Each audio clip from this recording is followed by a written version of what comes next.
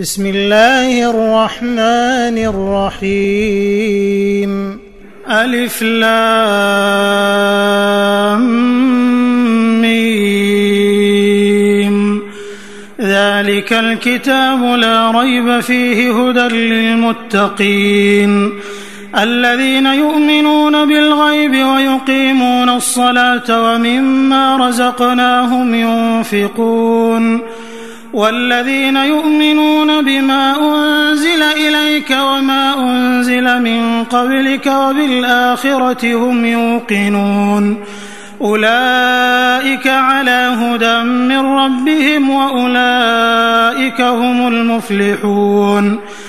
إن الذين كفروا سواء عليهم أأنذرتهم أم لم تنذرهم لا يؤمنون. ختم الله على قلوبهم وعلى سمعهم وعلى أبصارهم غشاوة ولهم عذاب عظيم.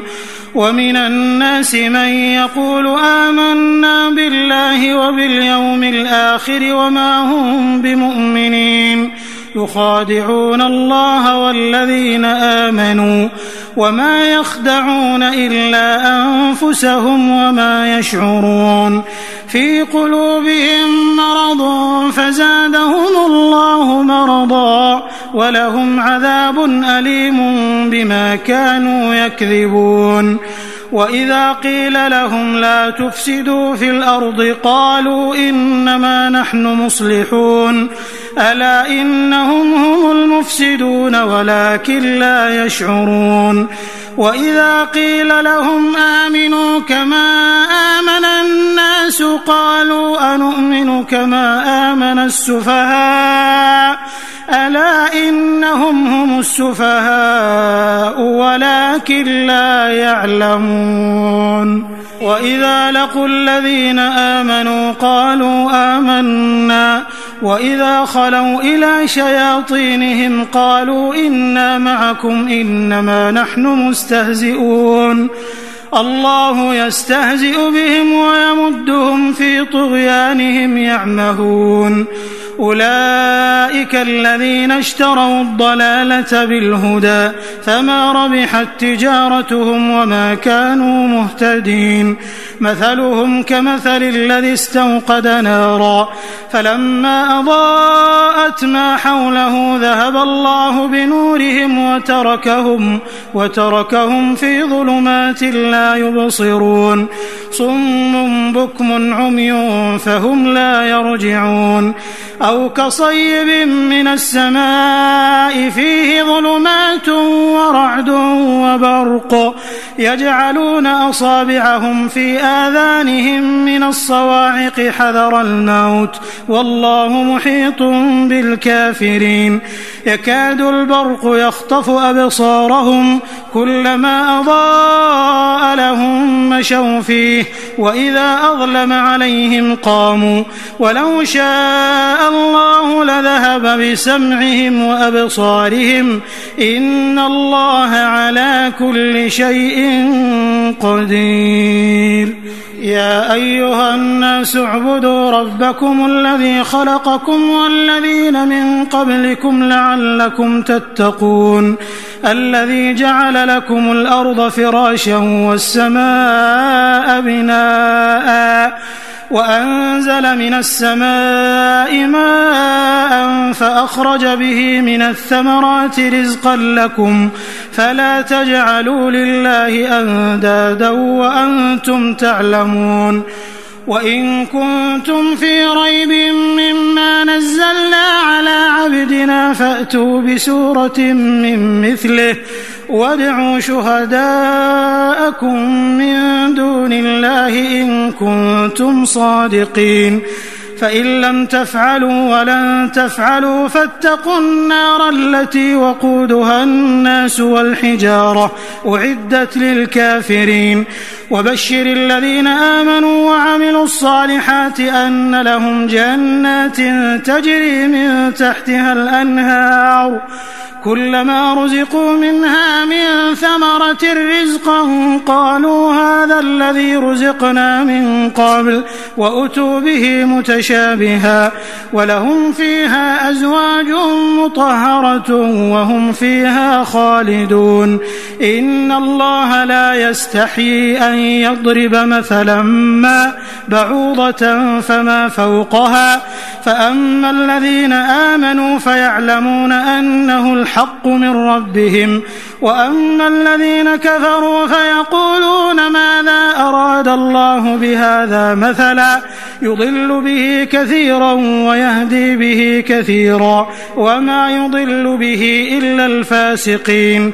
الذين ينقضون عهد الله من بعد ميثاقه ويقطعون ما أمر الله به أن يوصل ويفسدون في الأرض أولئك هم الخاسرون كيف تكفرون بالله وكنتم أمواتا فأحياكم ثم يميتكم ثم يحييكم ثم إليه ترجعون هو الذي خلق لكم ما في الأرض جميعا ثم استوى إلى السماء فسواهن 7 سماوات وهو بكل شيء عليم وإذ قال ربك للملائكة إني جاعل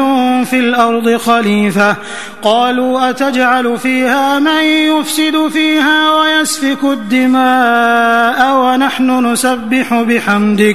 ونحن نسبح بحمدك ونقدس لك قال إني أعلم ما لا تعلمون وعلم آدم الأسماء كلها ثم عرضهم على الملائكة فقال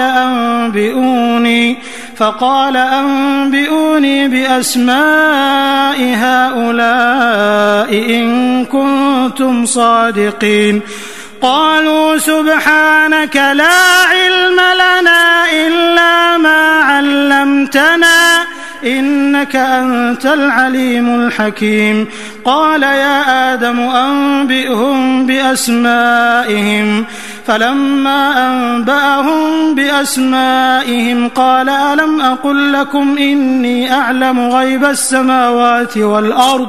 وأعلم ما تبدون وما كنتم تكتمون وإذ قلنا للملائكة اسجدوا لآدم فسجدوا إلا إبليس أبى واستكبر وكان من الكافرين وقلنا يا آدم اسكن أنت وزوجك الجنة وكلا منها رغدا حيث شئتما ولا تقربا هذه الشجرة فتكونا من الظالمين فأزلهما الشيطان عنها فأخرجهما مما كانا فيه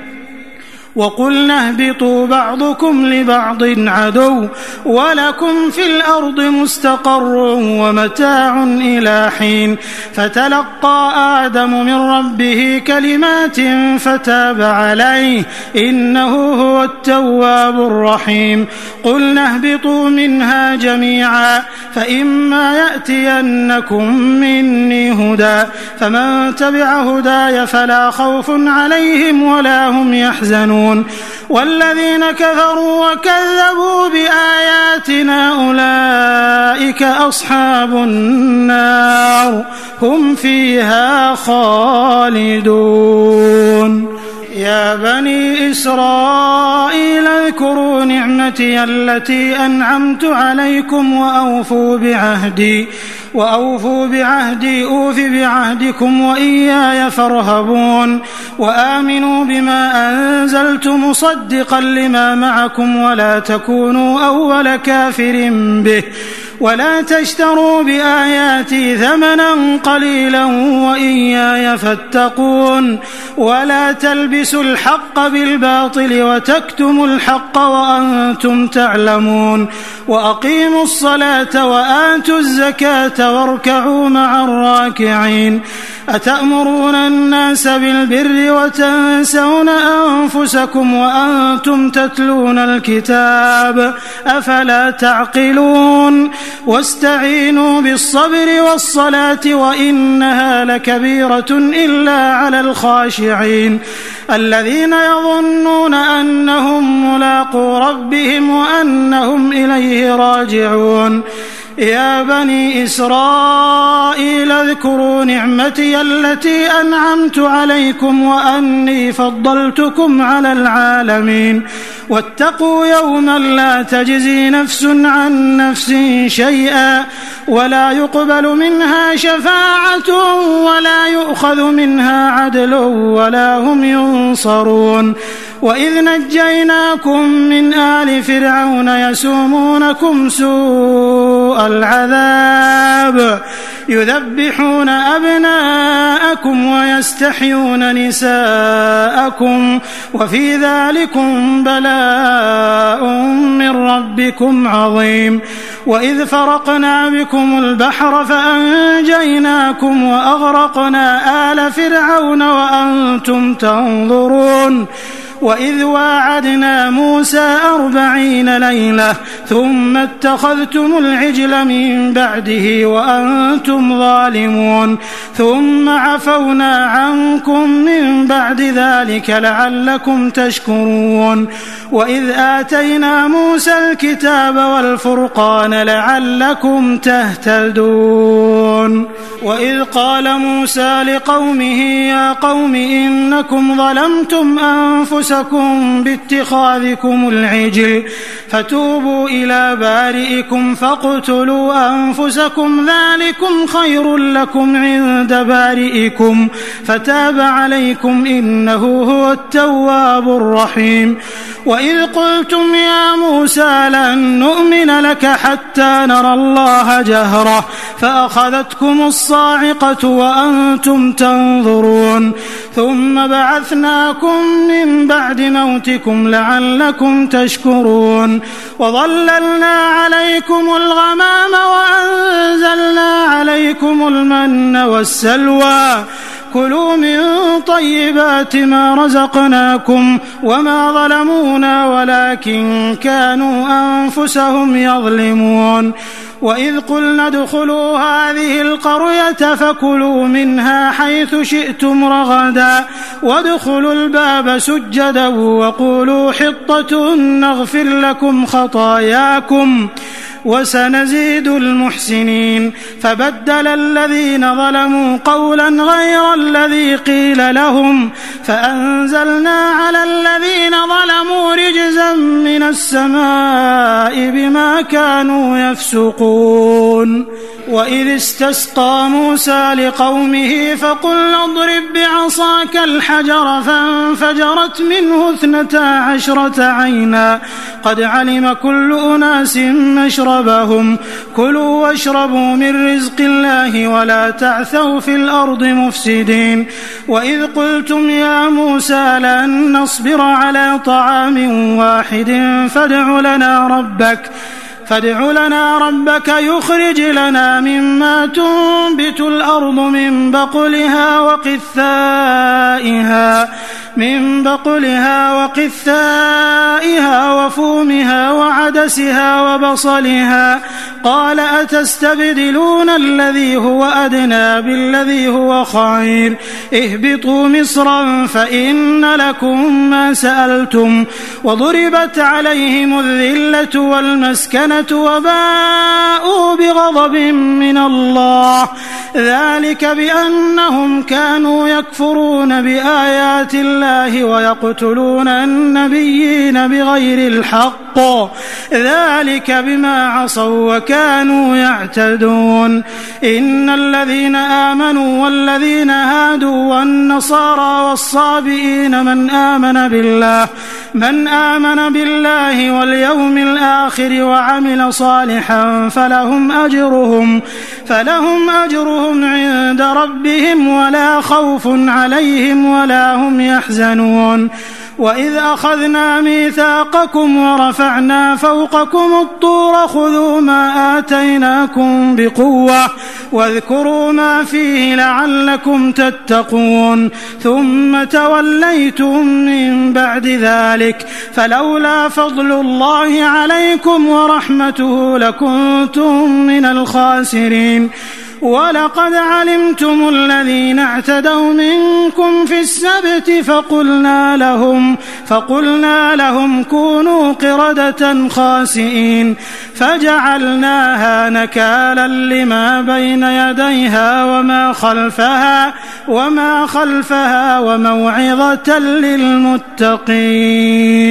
وإذ قال موسى لقومه إن الله يأمركم أن تذبحوا بقرة قالوا أتتخذنا هزوا قال أعوذ بالله أن أكون من الجاهلين قالوا ادع لنا ربك يبين لنا ما هي قال إنه يقول إنها بقرة لا فارض ولا بكر عوان بين ذلك فافعلوا ما تؤمرون قالوا ادع لنا ربك يبين لنا ما لونها قال إنه يقول إنها بقرة صفراء فاقع لونها تسر الناظرين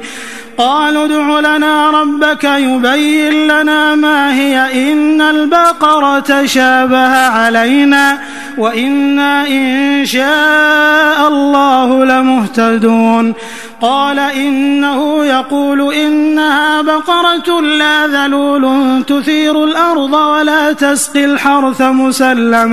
مسلمة لا شية فيها قالوا الآن جئت بالحق فذبحوها وما كادوا يفعلون وإذ قتلتم نفسا فادارأتم فيها والله مخرج ما كنتم تكتمون فقلنا اضربوه ببعضها كذلك يحيي الله الموتى ويريكم آياته لعلكم تعقلون ثم قست قلوبكم من بعد ذلك فهي كالحجارة أو أشد قسوة وإن من الحجارة لما يتفجر منه الأنهار وإن منها لما يشقق فيخرج منه الماء وإن منها لما يهبط من خشية الله وما الله بغافل عما تعملون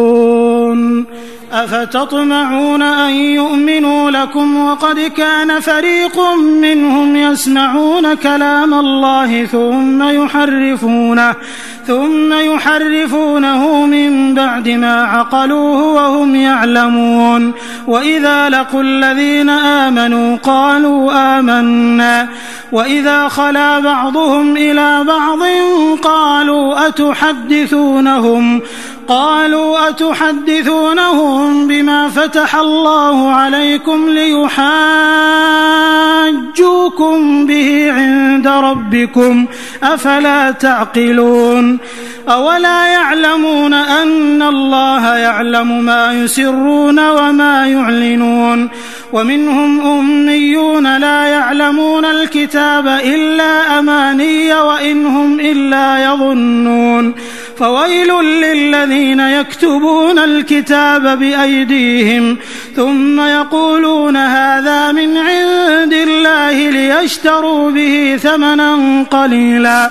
فويل لهم مما كتبت أيديهم وويل لهم مما يكسبون وقالوا لن تمسنا النار إلا أياما معدودة قل أتخذتم عند الله عهدا فلن يخلف الله عهده أم تقولون على الله ما لا تعلمون بلى من كسب سيئة وأحاطت به خطيئته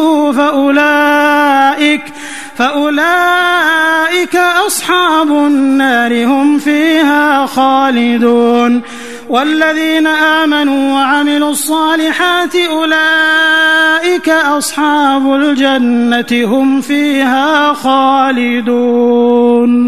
وإذ أخذنا ميثاق بني إسرائيل لا تعبدون إلا الله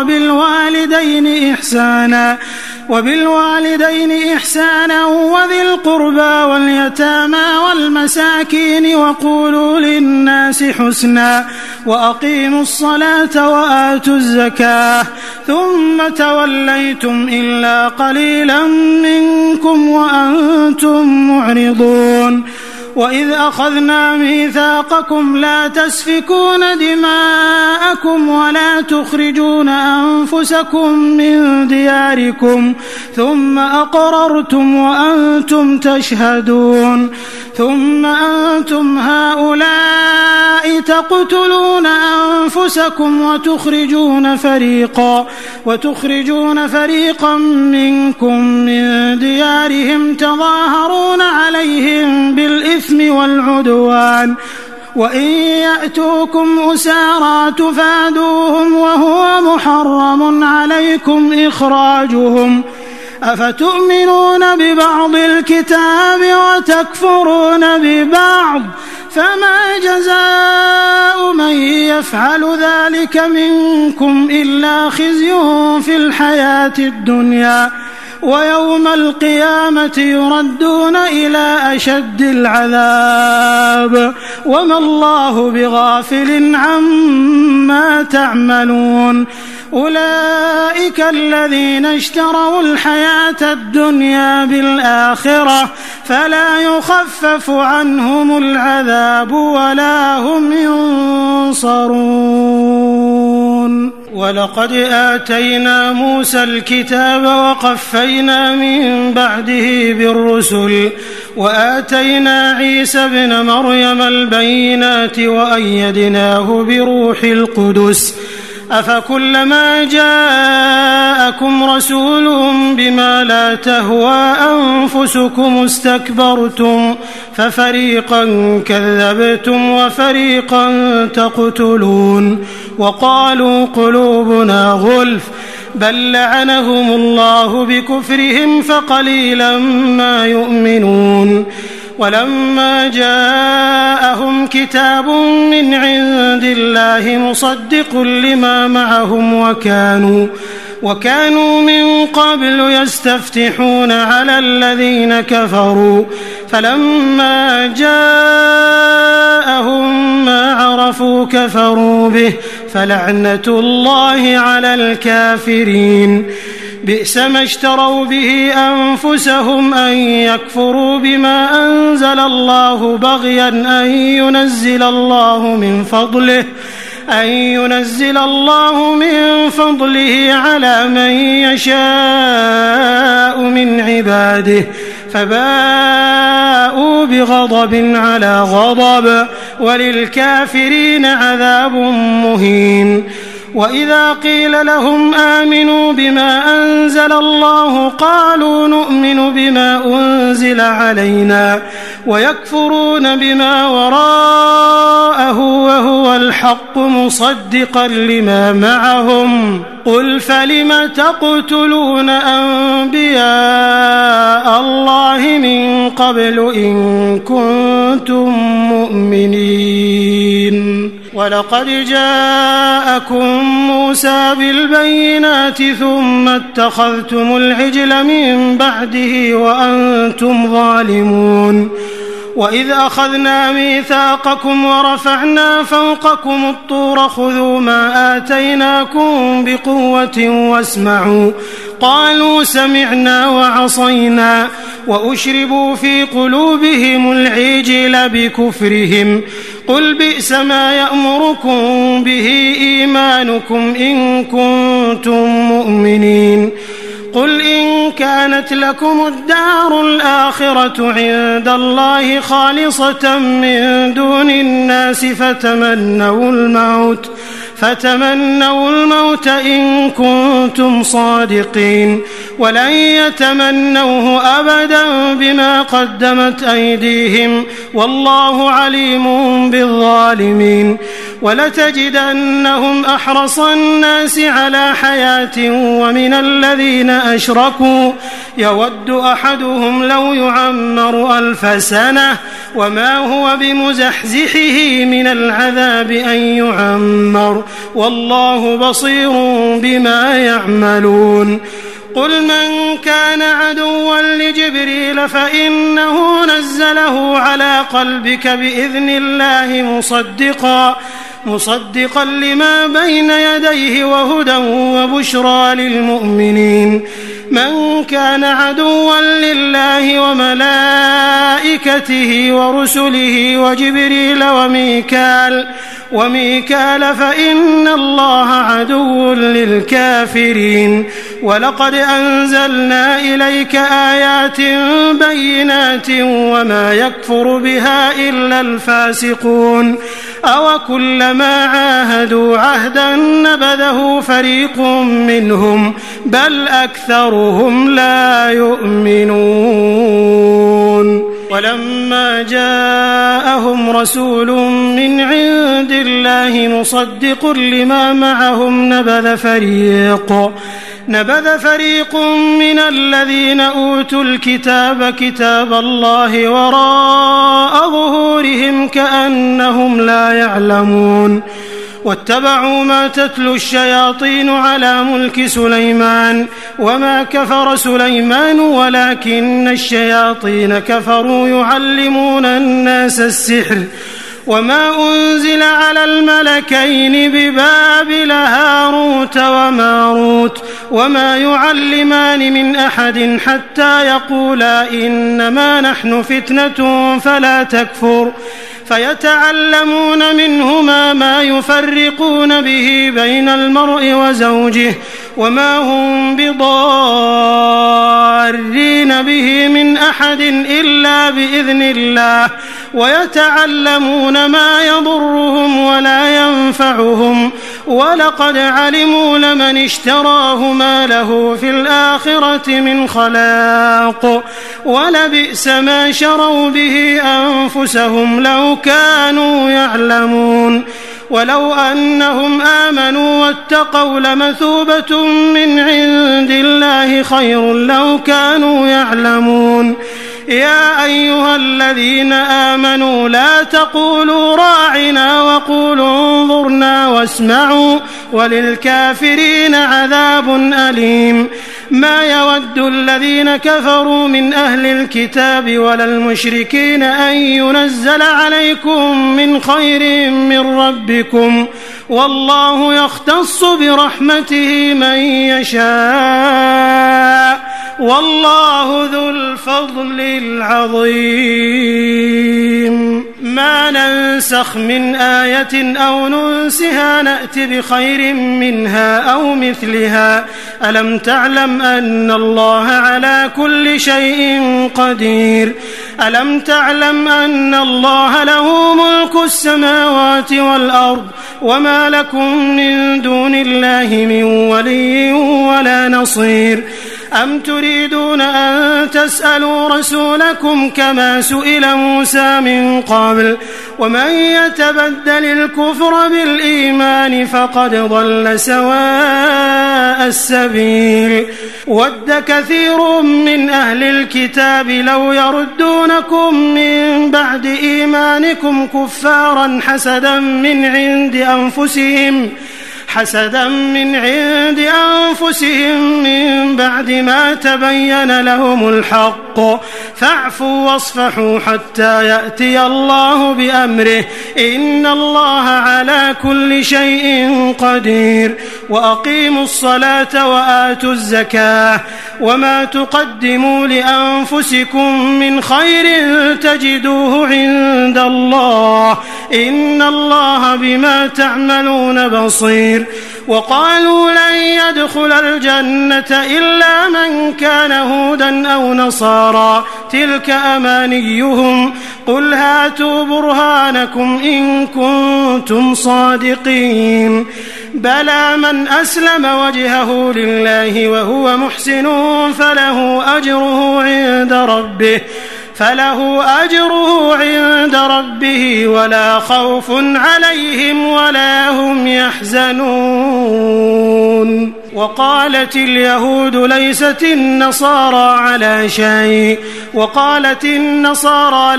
اليهود على شيء وهم يتلون الكتاب كذلك قال الذين لا يعلمون مثل قولهم فالله يحكم بينهم يوم القيامة فيما كانوا فيه يختلفون. ومن أظلم ممن منع مساجد الله أن يذكر فيها اسمه وسعى في خرابها أولئك ما كان لهم أن يدخلوها إلا خائفين لهم في الدنيا خزي ولهم في الآخرة عذاب عظيم. ولله المشرق والمغرب فأينما تولوا فثم وجه الله إن الله واسع عليم. وقالوا اتخذ الله ولدا سبحانه بل له ما في السماوات والأرض كل له قانتون بديع السماوات والأرض وإذا قضى أمرا فإنما يقول له كن فيكون. وقال الذين لا يعلمون لولا يكلمنا الله أو تأتينا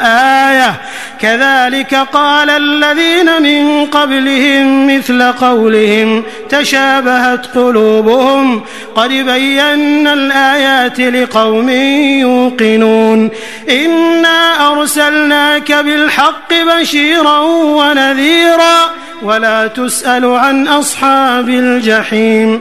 ولن ترضى عنك اليهود ولا النصارى حتى تتبع ملتهم قل إن هدى الله هو الهدى ولئن اتبعت أهواءهم بعد الذي جاءك من العلم ما لك من الله من ولي ولا نصير. الذين آتيناهم الكتاب يتلونه حق تلاوته أولئك يؤمنون به ومن يكفر به فأولئك هم الخاسرون. يا بني إسرائيل اذكروا نعمتي التي أنعمت عليكم وأني فضلتكم على العالمين واتقوا يوما لا تجزي نفس عن نفس شيئا ولا يقبل منها عدل ولا تنفعها شفاعة ولا هم ينصرون. وإذ ابتلى إبراهيم ربه بكلمات فأتمهم قال إني جاعلك للناس إماما قال ومن ذريتي قال لا ينال عهد الظالمين. وإذ جعلنا البيت مثابة للناس وأمنا واتخذوا من مقام إبراهيم مصلى وعهدنا إلى إبراهيم وإسماعيل أن طهرا بيتي للطائفين والعاكفين والركع السجود.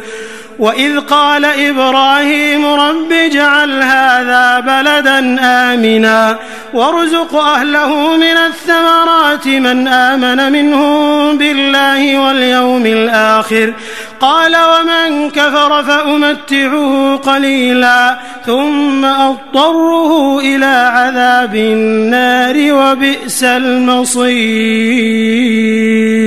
وإذ يرفع إبراهيم القواعد من البيت وإسماعيل ربنا تقبل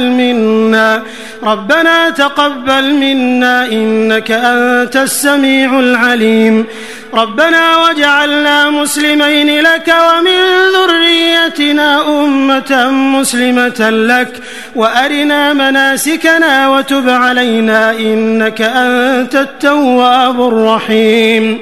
ربنا وابعث فيهم رسولا منهم يتلو عليهم آياتك ويعلمهم الكتاب والحكمة ويزكيهم إنك أنت العزيز الحكيم ومن يرغب عن ملة إبراهيم إلا من سفه نفسه ولقد اصطفيناه في الدنيا وإنه في الآخرة لمن الصالحين إذ قال له ربه أسلم قال أسلمت لرب العالمين ووصى بها إبراهيم بنيه ويعقوب يا بني إن الله اصطفى لكم الدين فلا تموتن إلا وأنتم مسلمون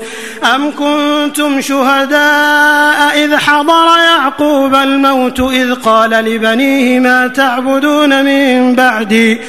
قالوا نعبد إلهك وإله آبائك إبراهيم وإسماعيل وإسحاق إلها واحدا ونحن له مسلمون تلك أمة قد خلت لها ما كسبت ولكم ما كسبتم ولا تسألون عما كانوا يعملون وقالوا كونوا هودا أو نصارى تهتدوا قل بل ملة إبراهيم حنيفا وما كان من المشركين قولوا آمنا بالله وما أنزل إلينا وما أنزل إلى إبراهيم وإسماعيل وإسحاق ويعقوب والأسباط وما أوتي موسى وعيسى وما أوتي النبيون من ربهم لا نفرق بين أحد منهم ونحن له مسلمون فإن آمنوا بمثل ما آمنتم به فقد اهتدوا وإن تولوا فإنما هم في شقاق فسيكفيكهم الله وهو السميع العليم صبغة الله ومن أحسن من الله صبغة ونحن له عابدون قل أتحاجوننا في الله وهو ربنا وربكم ولنا أعمالنا ولكم أعمالكم ونحن له مخلصون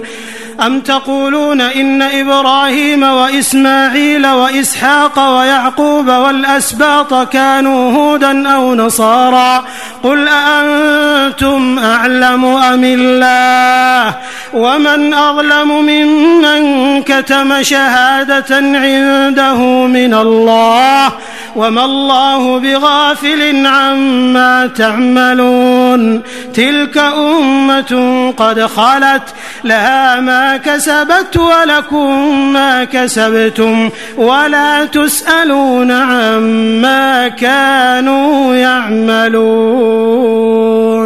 سيقول السفهاء من الناس ما ولاهم عن قبلتهم التي كانوا عليها قل لله المشرق والمغرب يهدي من يشاء إلى صراط مستقيم وكذلك جعلناكم أمة وسطا لتكونوا شهداء على الناس ويكون الرسول عليكم شهيدا وما جعلنا القبلة التي كنت عليها إلا لنعلم من يتبع الرسول ممن ينقلب على عقبيه وإن كانت لكبيرة إلا على الذين هدى الله وما كان الله ليضيع إيمانكم إن الله بالناس لرؤوف رحيم قد نرى تقلب وجهك في السماء فلنولينك قبلة ترضاها فول وجهك شطر المسجد الحرام وحيث ما كنتم فولوا وجوهكم شطره وإن الذين أوتوا الكتاب ليعلمون أنه الحق من ربهم وما الله بغافل عما يعملون ولئن أتيت الذين أوتوا الكتاب بكل آية ما تبعوا قبلتك وما أنت بتابع قبلتهم وما بعضهم بتابع قبلة بعض ولئن اتبعت أهواءهم من بعد ما جاءك من العلم إنك إذا لمن الظالمين. الذين آتيناهم الكتاب يعرفونه كما يعرفون أبناءهم وإن فريقا منهم ليكتمون الحق وهم يعلمون. الحق من ربك فلا تكونن من الممترين ولكل وجهة هو موليها فاستبقوا الخيرات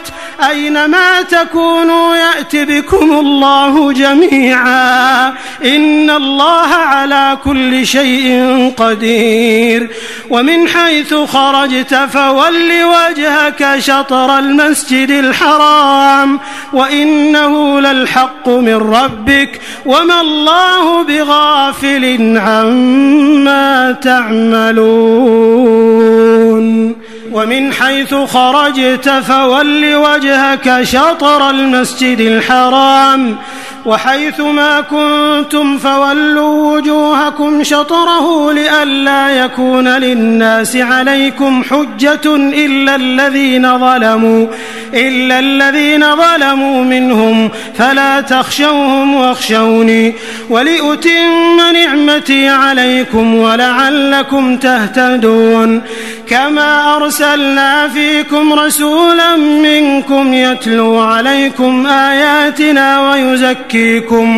ويزكيكم ويعلمكم الكتاب والحكمة ويعلمكم ما لم تكونوا تعلمون. فاذكروني أذكركم واشكروا لي ولا تكفرون. يا أيها الذين آمنوا استعينوا بالصبر والصلاة إن الله مع الصابرين. ولا تقولوا لمن يقتل في سبيل الله أموات بل أحياء ولكن لا تشعرون. ولنبلونكم بشيء من الخوف والجوع ونقص من الأموال والأنفس والثمرات وبشر الصابرين الذين إذا أصابتهم مصيبة قالوا إنا لله وإنا إليه راجعون. أولئك عليهم صلوات من ربهم ورحمة وأولئك هم المهتدون. إن الصفا والمروة من شعائر الله فمن حج البيت أو اعتمر فلا جناح عليه أن يطوف بهما ومن تطوع خيرا فإن الله شاكر عليم. إن الذين يكتمون ما أنزلنا من البينات والهدى من بعد ما بيناه للناس في الكتاب أولئك يلعنهم الله ويلعنهم اللاعنون إلا الذين تابوا وأصلحوا وبينوا فأولئك أتوب عليهم وأنا التواب الرحيم. إن الذين كفروا وماتوا وهم كفار أولئك عليهم لعنة الله والملائكة والناس أجمعين خالدين فيها لا يخفف عنهم العذاب ولا هم ينظرون. وإلهكم إله واحد لا إله إلا هو الرحمن الرحيم. إن في خلق السماوات والأرض واختلاف الليل والنهار والفلك التي تجري في البحر بما ينفع الناس وما أنزل الله من السماء من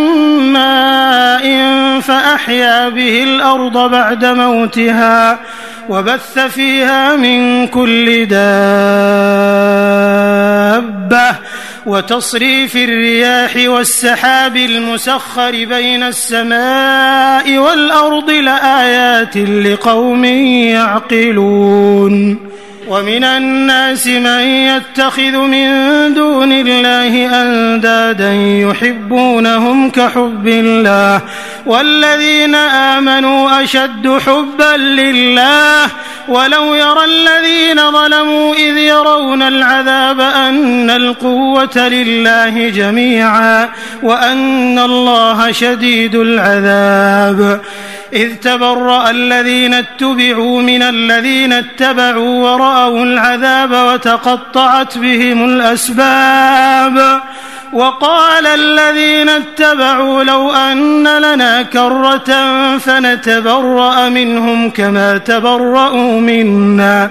كذلك يريهم الله أعمالهم حسرات عليهم وما هم بخارجين من النار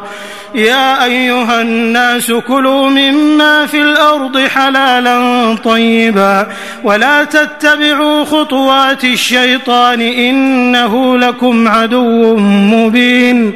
إنما يأمركم بالسوء والفحشاء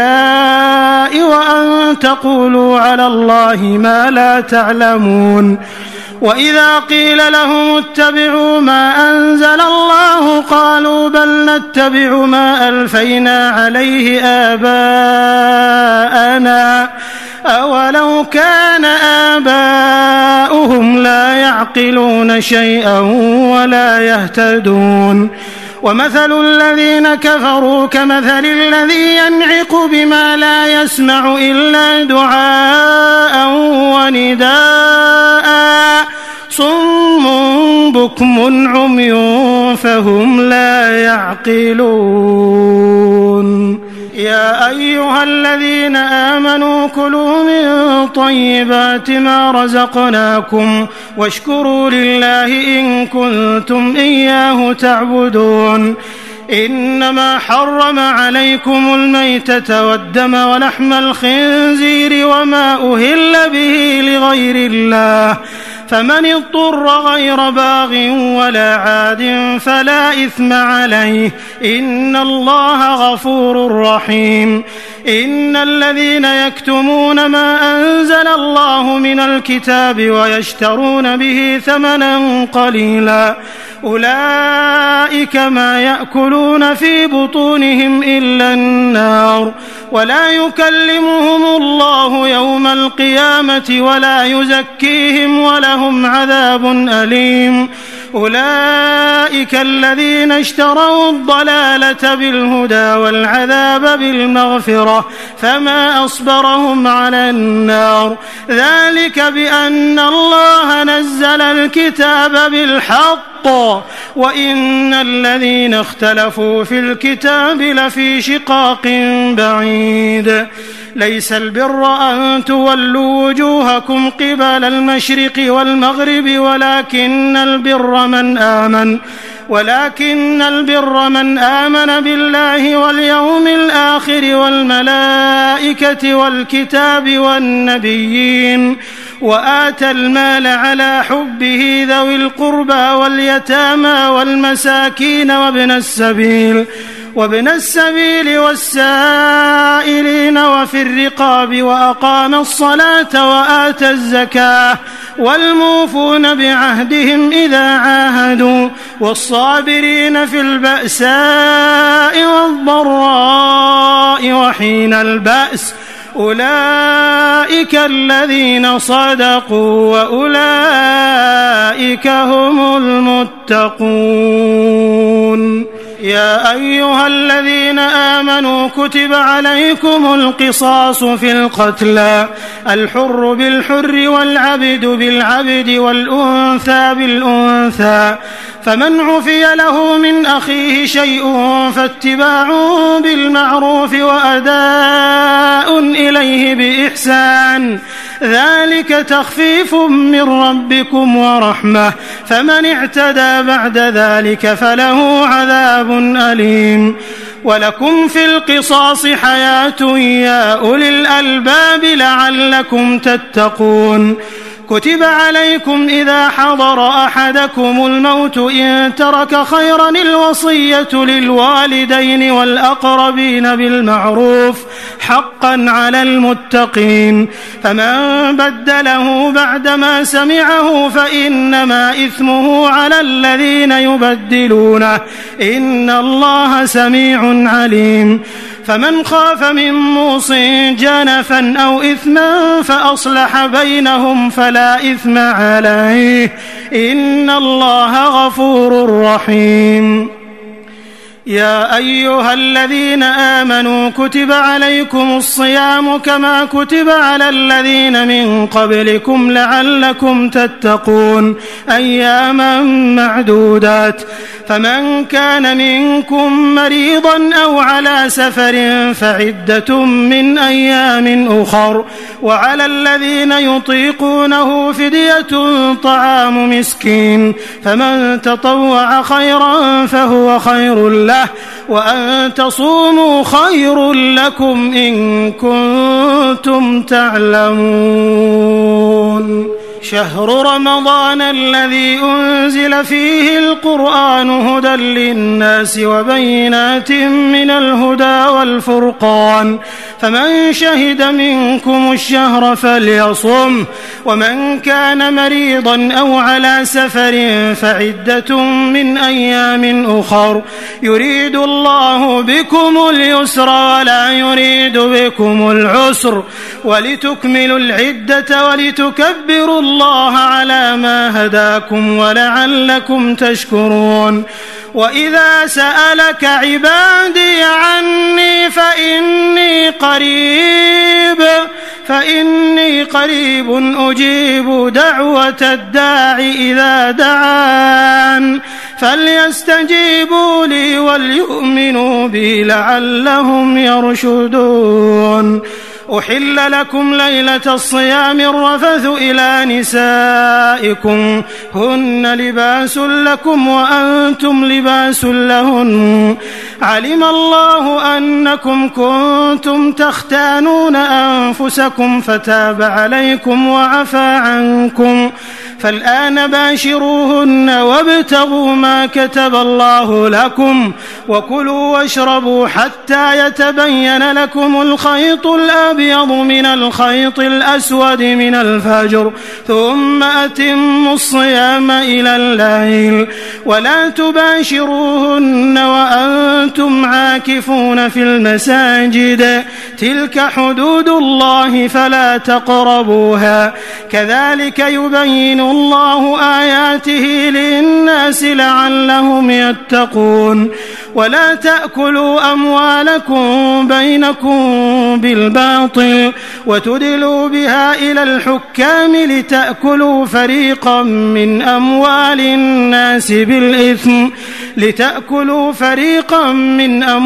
الناس بالإثم وأنتم تعلمون يسألونك عن الأهلة قل هي مواقيت للناس والحج وليس البر بأن تأتوا البيوت من ظهورها ولكن البر من اتقى وأتوا البيوت من أبوابها واتقوا الله لعلكم تفلحون وقاتلوا في سبيل الله الذين يقاتلونكم ولا تعتدوا إن الله لا يحب المعتدين وقتلوهم حيث ثقفتموهم وأخرجوهم من حيث أخرجوكم والفتنة أشد من القتل ولا تقاتلوهم عند المسجد الحرام حتى يقاتلوكم فيه فإن قاتلوكم فاقتلوهم كذلك جزاء الكافرين فإن انتهوا فإن الله غفور رحيم وقاتلوهم حتى لا تكون فتنة ويكون الدين لله فإن انتهوا فلا عدوان إلا على الظالمين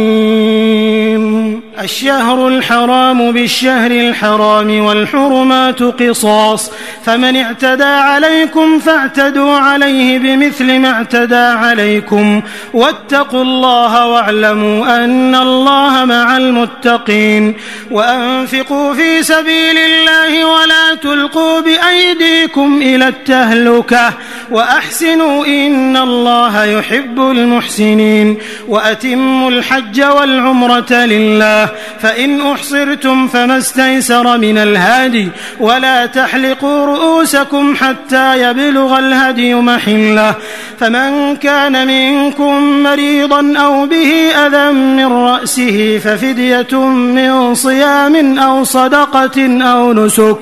فإذا أمنتم فمن تمتع بالعمرة إلى الحج فما استيسر من الهدي فمن لم يجد فصيام 3 أيام في الحج و7 إذا رجعتم تلك 10 كاملة ذلك لمن لم يكن أهله حاضر المسجد الحرام واتقوا الله واعلموا أن الله شديد العقاب الحج أشهر معلومات فمن فرض فيهن الحج فلا رفث ولا فسوق ولا جدال في الحج وما تفعلوا من خير يعلمه الله وتزودوا فإن خير الزاد التقوى واتقون يا أولي الألباب ليس عليكم جناح أن تبتغوا فضلا من ربكم فإذا أفضتم من عرفات فاذكروا الله عند المشعر الحرام واذكروه كما هداكم وإن كنتم من قبله لمن الضالين ثم أفيضوا من حيث أفاض الناس واستغفروا الله إن الله غفور رحيم فإذا قضيتم مناسككم فاذكروا الله كذكركم آباءكم أو أشد ذكرا فمن الناس من يقول ربنا آتنا في الدنيا وما له في الآخرة من خلاق ومنهم من يقول ربنا آتنا في الدنيا حسنة وفي الآخرة حسنة وقنا عذاب النار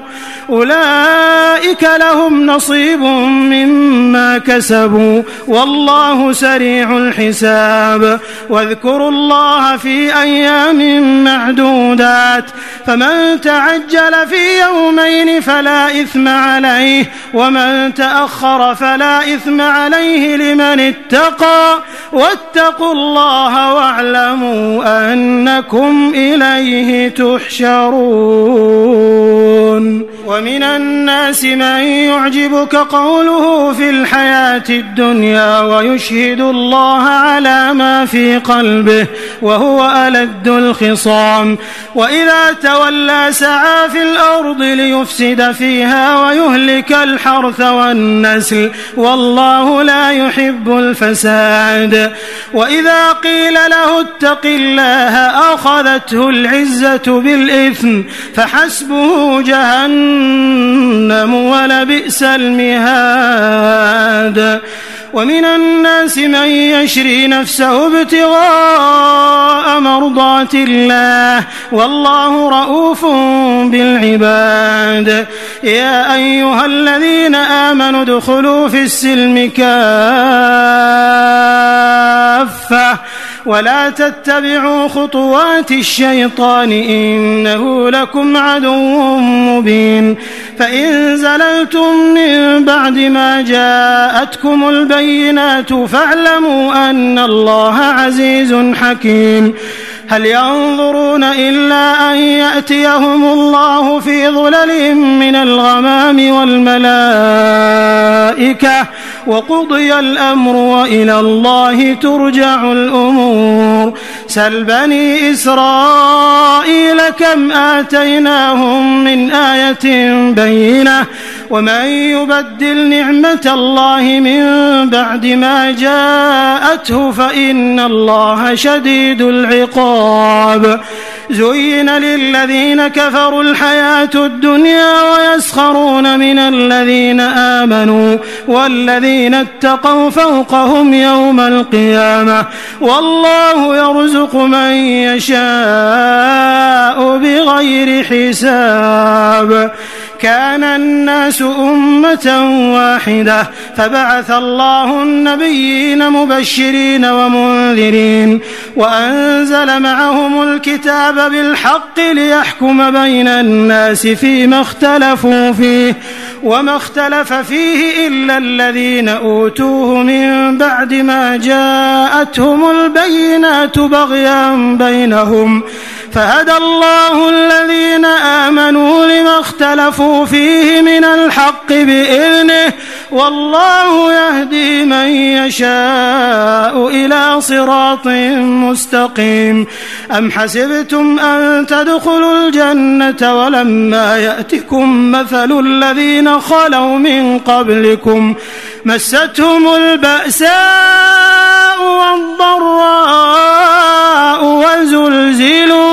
وزلزلوا حتى يقول الرسول والذين آمنوا معه متى نصر الله ألا إن نصر الله قريب يسألونك ماذا ينفقون قل ما أنفقتم من خير فللوالدين والأقربين واليتامى والمساكين وابن السبيل وما تفعلوا من خير فإن الله به عليم كتب عليكم القتال وهو كره لكم وعسى أن تكرهوا شيئا وهو خير لكم وعسى أن تحبوا شيئا وهو شر لكم والله يعلم وأنتم لا تعلمون يسألونك عن الشهر الحرام قتال فيه قل قتال فيه كبير وصد عن سبيل الله وكفر به والمسجد الحرام وإخراج أهله منه أكبر عند الله والفتنة أكبر من القتل ولا يزالون يقاتلونكم حتى يردوكم عن دينكم إن استطاعوا ومن يرتدد منكم عن دينه فيمت وهو كافر فأولئك حبطت أعمالهم في الدنيا والآخرة وأولئك أصحاب النار هم فيها خالدون إن الذين آمنوا والذين هاجروا وجاهدوا في سبيل الله أولئك يرجون رحمة الله والله غفور رحيم يسألونك عن الخمر والميسر قل فيهما إثم كبير ومنافع للناس وإثمهما أكبر من نفعهما ويسألونك ماذا ينفقون قل العفو كذلك يبين الله لكم الآيات لعلكم تتفكرون في الدنيا والآخرة ويسألونك عن اليتامى قل إصلاح لهم خير وإن تخالطوهم فإخوانكم والله يعلم المفسد من المصلح ولو شاء الله لأعنتكم إن الله عزيز حكيم ولا تنكحوا المشركات حتى يؤمنوا ولأمة مؤمنة خير من مشركة ولو أعجبتكم ولا تنكحوا المشركين حتى يؤمنوا ولعبد مؤمن خير من مشرك ولو أعجبكم أولئك يدعون إلى النار والله يدعو إلى الجنة والمغفرة بإذنه ويبين آياته للناس لعلهم يتذكرون ويسألونك عن المحيض قل هو أذى فاعتزلوا النساء في المحيض ولا تقربوهن حتى يطهرن فإذا تطهرن فأتوهن من حيث أمركم الله إن الله يحب التوابين ويحب المتطهرين نساؤكم حرث لكم فأتوا حرثكم أنى شئتم وقدموا لأنفسكم واتقوا الله واعلموا أنكم ملاقوه وبشر المؤمنين ولا تجعلوا الله عرضة لأيمانكم أن تبروا وتتقوا وتصلحوا بين الناس والله سميع عليم لا يؤاخذكم الله باللغو في أيمانكم ولكن يؤاخذكم بما كسبت قلوبكم والله غفور حليم للذين يؤلون من نسائهم تربص 4 أشهر فإن فاءوا فإن الله غفور رحيم وإن عزموا الطلاق فإن الله سميع عليم والمطلقات يتربصن بأنفسهن 3 قروء ولا يحل لهن أن يكتمن ما خلق الله في أرحامهن إن كن يؤمن بالله واليوم الآخر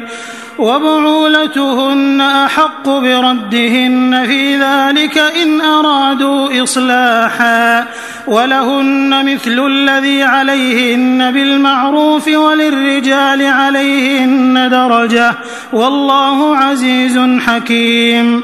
الطلاق 2 فإمساك بمعروف أو تسريح بإحسان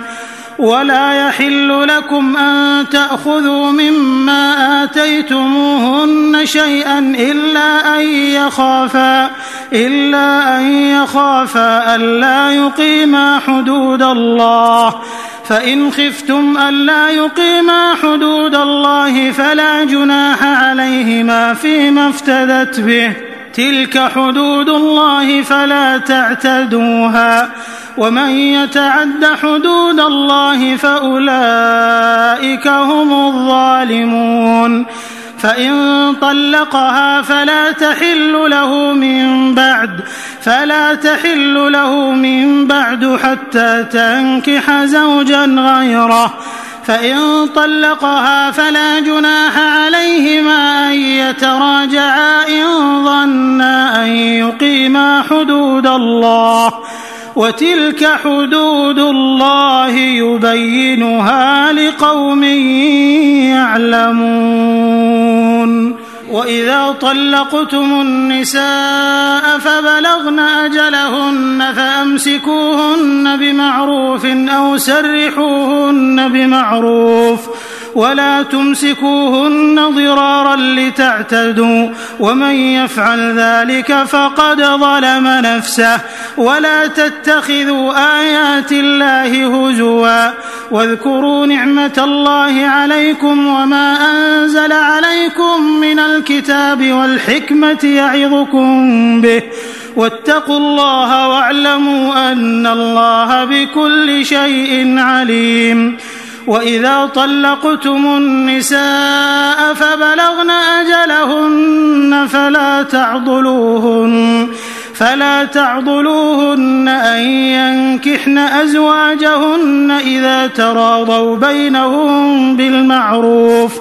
ذلك يوعظ به من كان منكم يؤمن بالله واليوم الآخر ذلكم أزكى لكم وأطهر والله يعلم وأنتم لا تعلمون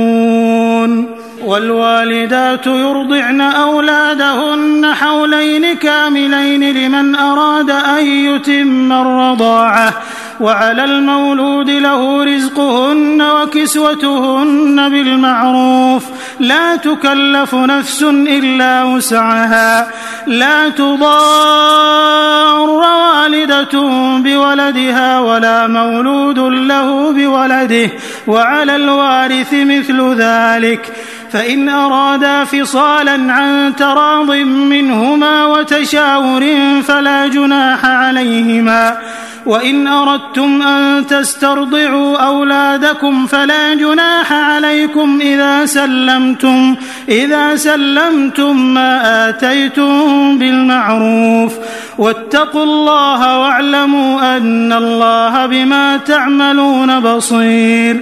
والذين يتوفون منكم ويذرون أزواجا يتربصن بأنفسهن 4 أشهر وعشرا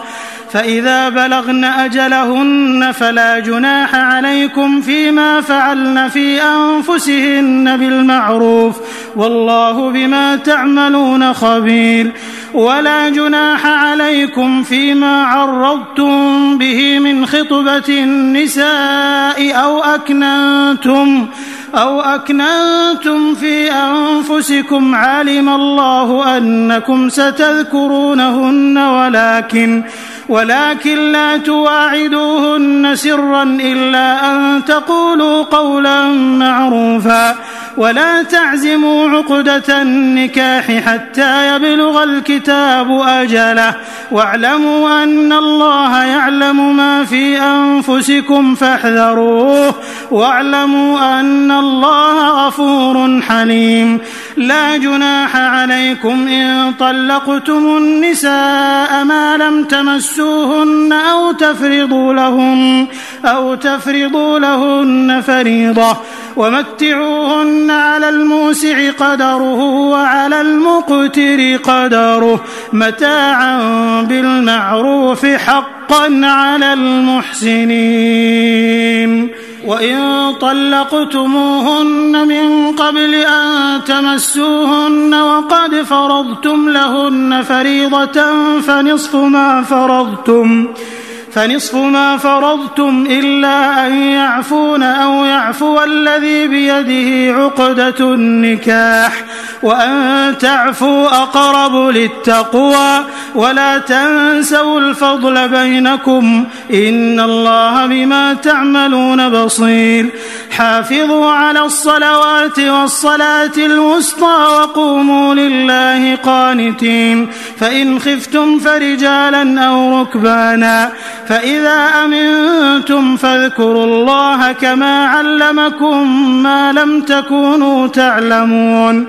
والذين يتوفون منكم ويذرون أزواجا وصية لأزواجهم متاعا إلى الحول غير إخراج فإن خرجن فلا جناح عليكم فيما فعلن في أنفسهن من معروف والله عزيز حكيم وللمطلقات متاع بالمعروف حقا على المتقين كذلك يبين الله لكم آياته لعلكم تعقلون ألم تر إلى الذين خرجوا من ديارهم وهم ألوف حذر الموت فقال لهم الله موتوا ثم أحياهم إن الله لذو فضل على الناس ولكن أكثر الناس لا يشكرون وقاتلوا في سبيل الله واعلموا أن الله سميع عليم من ذا الذي يقرض الله قرضا حسنا فيضاعفه له أضعافا كثيرة والله يقبض ويبسط وإليه ترجعون ألم تر إلى الملأ من بني إسرائيل من بعد موسى إذ قالوا لنبي له مبعث لنا ملكا نقاتل في سبيل الله قال هل عسيتم إن كتب عليكم القتال ألا تقاتلوا قالوا وما لنا ألا نقاتل في سبيل الله وقد أخرجنا من ديارنا وأبنائنا فلما كتب عليهم القتال تولوا إلا قليلا منهم والله عليم بالظالمين. وقال لهم نبيهم إن الله قد بعث لكم طالوت ملكا قالوا أنى يكون له الملك علينا ونحن أحق بالملك منه ولم يؤت سعة من المال قال إن الله اصطفاه عليكم وزاده بسطة في العلم والجسم والله يؤتي ملكه من يشاء والله واسع عليم. وقال لهم نبيهم إن آية ملكه أن يأتيكم التابوت فيه سكينة من ربكم وبقية مما ترك آل موسى وآل هارون تحمله الملائكة إن في ذلك لآية لكم إن كنتم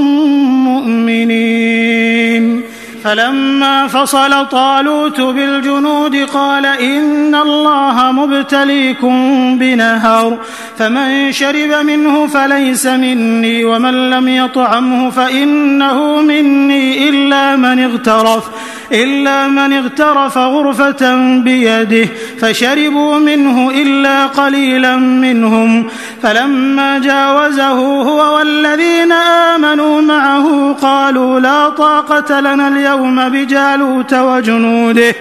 قال الذين يظنون أنهم ملاقو الله كم من فئة قليلة غلبت فئة كثيرة بإذن الله والله مع الصابرين. ولما برزوا لجالوت وجنوده قالوا ربنا أفرغ علينا صبرا وثبت أقدامنا وانصرنا على القوم الكافرين فهزموهم بإذن الله. وقتل داود جالوت وآتاه الله الملك والحكمة وعلمه مما يشاء ولولا دفع الله الناس بعضهم ببعض لفسدت الأرض ولكن الله ذو فضل على العالمين. تلك آيات الله نتلوها عليك بالحق وإنك لمن المرسلين. تلك الرسل فضلنا بعضهم على بعض منهم من كلم الله ورفع بعضهم درجات وآتينا عيسى ابن مريم البينات وأيدناه بروح القدس ولو شاء الله ما اقتتل الذين من بعدهم من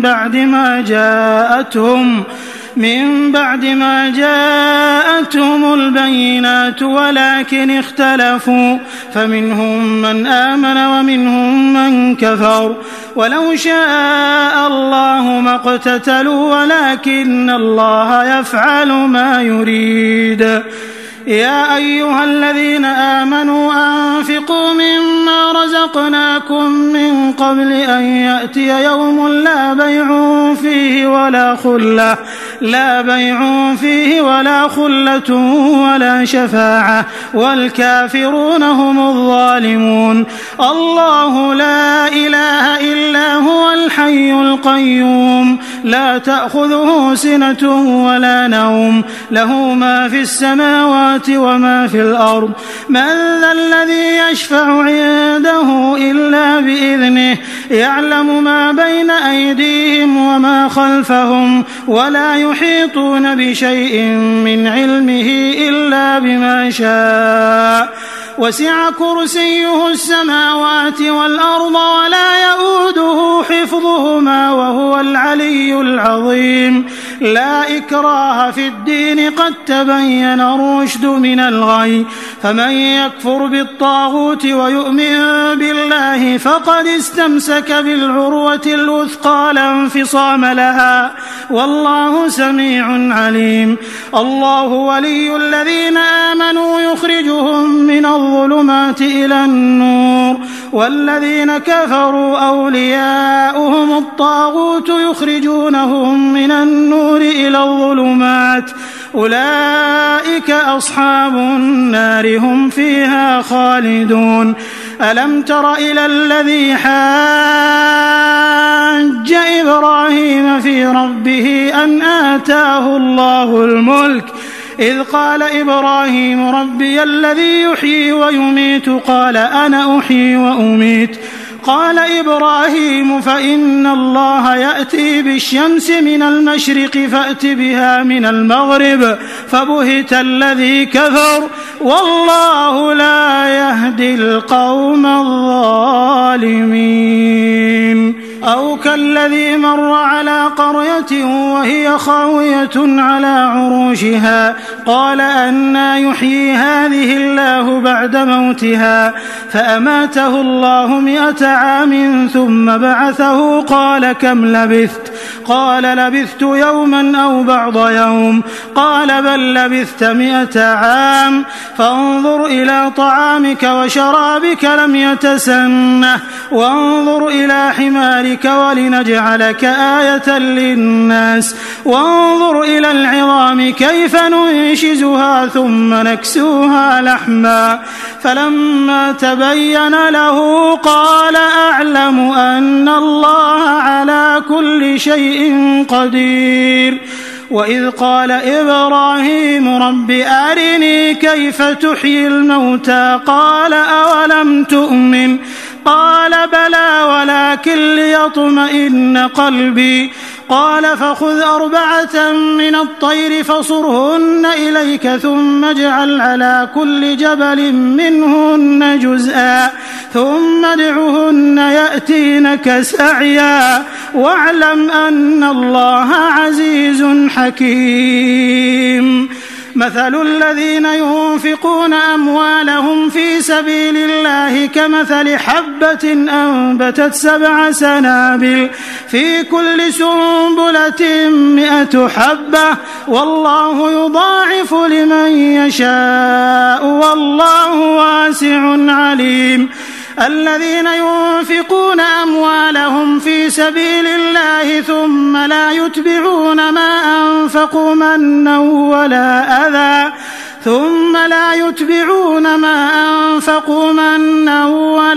أذى لهم أجرهم عند ربهم ولا خوف عليهم ولا هم يحزنون. قول معروف ومغفرة خير من صدقة يتبعها أذى والله غني حليم. يا أيها الذين آمنوا لا تبطلوا صدقاتكم بالمن والأذى كالذي ينفق ماله رئاء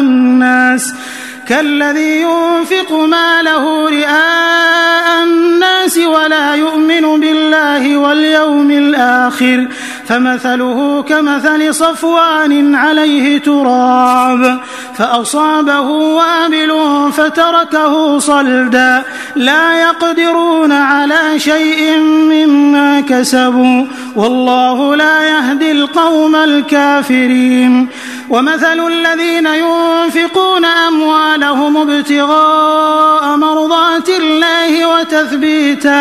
وتثبيتا من أنفسهم كمثل جنة بربوة أصابها وابل فآتت أكلها ضعفين فإن لم يصبها وابل فطل والله بما تعملون بصير. أيود أحدكم أن تكون له جنة من نخيل وأعناب تجري من تحتها الأنهار له فيها من كل الثمرات وأصابه الكبر وله ذرية ضعفاء فأصابها إعصار فيه نار فاحترقت كذلك يبين الله لكم الآيات لعلكم تتفكرون يا أيها الذين آمنوا أنفقوا من طيبات ما كسبتم ومما أخرجنا لكم من الأرض ولا تيمموا الخبيث منه تنفقون ولستم بآخذيه إلا أن تغمضوا فيه واعلموا أن الله غني حميد الشيطان يعدكم الفقر ويأمركم بالفحشاء والله يعدكم مغفرة منه وفضلا والله واسع عليم يؤتي الحكمة من يشاء ومن يؤت الحكمة فقد أوتي خيرا كثيرا وما يذكر إلا أولو الألباب وما أنفقتم من نفقة أو نذرتم من نذر فإن الله يعلمه وما للظالمين من أنصار إن تبدوا الصدقات فنعما هي وإن تخفوها وتؤتوها الفقراء فهو خير لكم ويكفر عنكم من سيئاتكم والله بما تعملون خبير ليس عليك هداهم ولكن الله يهدي من يشاء وما تنفقوا من خير فلأنفسكم وما تنفقون إلا ابتغاء وجه الله وما تنفقوا من خير يوفى إليكم وأنتم لا تظلمون للفقراء الذين أحصروا في سبيل الله لا يستطيعون ضربا في الأرض يحسبهم الجاهل أغنياء من التعفف تعرفهم بسيماهم لا يسألون الناس إلحافا وما تنفقوا من خير فإن الله به عليم الذين ينفقون أموالهم بالليل والنهار سرا وعلانية فلهم أجرهم عند ربهم ولا خوف عليهم ولا هم يحزنون الذين يأكلون الربا لا يقومون إلا كما يقوم الذي يتخبطه الشيطان من المس ذلك بأنهم قالوا إنما البيع مثل الربا وأحل الله البيع وحرم الربا فمن جاءه موعظة من ربه فانتهى فله ما سلف وأمره إلى الله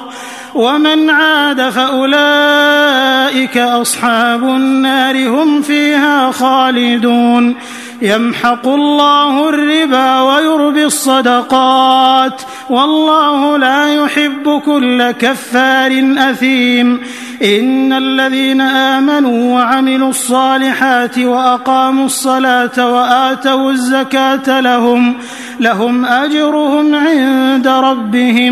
لهم أجرهم عند ربهم ولا خوف عليهم ولا هم يحزنون يا أيها الذين آمنوا اتقوا الله وذروا ما بقي من الربا إن كنتم مؤمنين فإن لم تفعلوا فأذنوا بحرب من الله ورسوله وإن تبتم فلكم رؤوس أموالكم لا تظلمون ولا تظلمون وإن كان ذو عسرة فنظرة إلى ميسرة وأن تصدقوا خير لكم إن كنتم تعلمون واتقوا يوما ترجعون فيه إلى الله ثم توفى كل نفس ما كسبت وهم لا يظلمون يا أيها الذين آمنوا إذا تداينتم بدين إلى أجل مسمى فاكتبوه وليكتب بينكم كاتب بالعدل ولا يأب كاتب أن يكتب كما علمه الله فليكتب وليملل الذي عليه الحق وليتق الله ربه ولا يبخس منه شيئا فإن كان الذي عليه الحق سفيها أو ضعيفا أو لا يستطيع أن يمل هو فليملل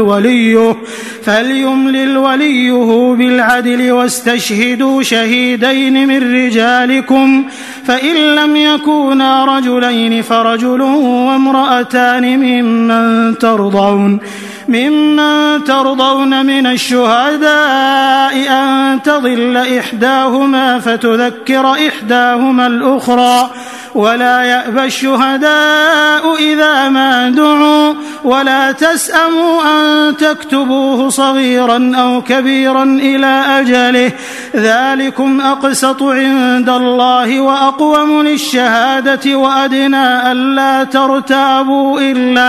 إلا أن تكون تجارة حاضرة تديرونها بينكم فليس عليكم جناح ألا تكتبوها وأشهدوا إذا تبايعتم ولا يضار كاتب ولا شهيد وإن تفعلوا فإنه فسوق بكم واتقوا الله ويعلمكم الله والله بكل شيء عليم وإن كنتم على سفر ولم تجدوا كاتبا فرهان مقبوضة فإن أمن بعضكم بعضا فليؤد الذي ائتمن أمانته وليتق الله ربه ولا تكتموا الشهادة ومن يكتمها فإنه آثم قلبه والله بما تعملون عليم لله ما في السماوات وما في الأرض وإن تبدوا ما في أنفسكم أو تخفوه يحاسبكم به الله فيغفر لمن يشاء ويعذب من يشاء والله على كل شيء قدير آمن الرسول بما أنزل إليه من ربه والمؤمنون كل آمن بالله وملائكته وكتبه ورسله لا نفرق بين أحد من رسله وقالوا سمعنا وأطعنا غفرانك ربنا وإليك المصير لا يكلف الله نفسا إلا وسعها لها ما كسبت وعليها ما اكتسبت ربنا لا تؤاخذنا إن نسينا أو أخطأنا ربنا ولا تحمل علينا إصرا كما حملته على الذين من قبلنا ربنا ولا تحملنا ما لا طاقة لنا به واعف عنا واغفر لنا وارحمنا أنت مولانا فانصرنا على القوم الكافرين